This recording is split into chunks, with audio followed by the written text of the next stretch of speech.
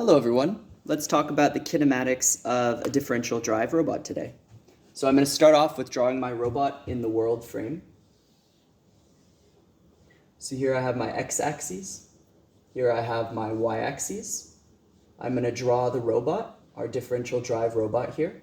Most differential drive robots have two powered wheels, I've drawn here, and they have one free rotating caster wheel, which I've drawn here. Our robot has a heading. We're going to denote that heading with the term, the angular term theta. And our robot also has a position. We'll denote that with px and with py. Now, one tricky aspect is we will move the robot. The robot can only move in the direction it's currently facing. So to calculate our change in x and our change in y, we have to get a little clever. So let's start out with the state being px, py, theta. How could we get the change in state for px and py? So let's say q dot x, q dot y. Well, how we'll model this is we'll actually use our velocity in the current heading direction multiplied by a unit vector that will represent the heading. So how can we get this unit vector? Let's zoom in on our robot for a moment. And it's heading this way. Now, this is our d vector. And we can actually, and this is our change in y, and this is our change in x. And what we can actually do here is we can use the laws of right-angled triangles. So specifically, cosine of theta equals adjacent over hypotenuse. So how could we use this? The hypotenuse is 1 here. So in this instance, we can actually get our change in x by computing this as our velocity times our cosine of theta. And we can do the same thing for our change in y by using sine. So this gives us a way to relate our velocity and our heading to our change in x and our change in y.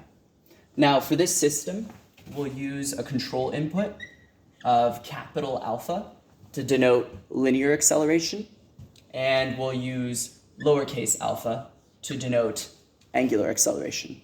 So now the question becomes, how could we stack this in the form of ax plus bu so that we can propagate our dynamics in a discrete time setting? And we'll use a time step of delta t to represent the time step. So how we could do this is, well, first off, let's write really quickly our q term here, our full q term. So we have px, py, we have theta, we have our velocity, and we have omega, which is our angular velocity. So linear velocity, angular velocity. This is our q, so it's a 5x1 vector. So now, if we were to try and write an A matrix for this, so we'll say q at t plus 1 equals, what are the dimensions of A? Well, we actually already know that because we know the dimensions of our state vector. So A must be a 5x5 matrix, so that when we multiply it by our state vector, we get out what we expect. So the new position will be the old position. And interestingly enough here, not impacted by the y or the heading yet, it will be impacted by velocity, and we actually know exactly how much it's going to be impacted by velocity. So that would be cosine of theta. So here our A matrix is actually dependent on time. I didn't give myself quite enough space here, so let me rewrite this a little. Great. We have cosine theta, 0. And our position in y, similarly, will be impacted by sine of theta. Our current heading will be impacted by our velocity. And our omega and then our velocity will simply stay how it is for this A part. And similarly with our angular velocity. So the one change we need to make here is we need to scale our change in position by delta time. So our velocity might be represented in meters per second. In reality, we're taking a time step of delta t. So we actually need to scale this by delta t so that we add only this portion of the change in velocity during this time step. So from here, we would have our q vector. So px, py, theta, v, omega. Great. And now we need the b to scale our control input. So we actually also know the dimensions for this. Our control input is a 2x1 vector.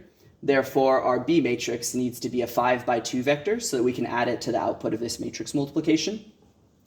And we know I'll write down our control input here, capital alpha, lowercase alpha, linear acceleration, angular acceleration. So we also know that none of these will impact our new position. So I'm going to zero out these terms. We do know that linear acceleration will impact our velocity. So I'm going to put this here. And we do know that angular acceleration will impact our angular velocity. And then similarly here, we also need to scale these by delta t so that we increment our current velocity and our current angular velocity by the appropriate values. Again, these are expressed in perhaps seconds squared. And we're only taking a very small time step. So this is a little bit about how we might model the kinematics of a differential drive robot. Thanks for the time today.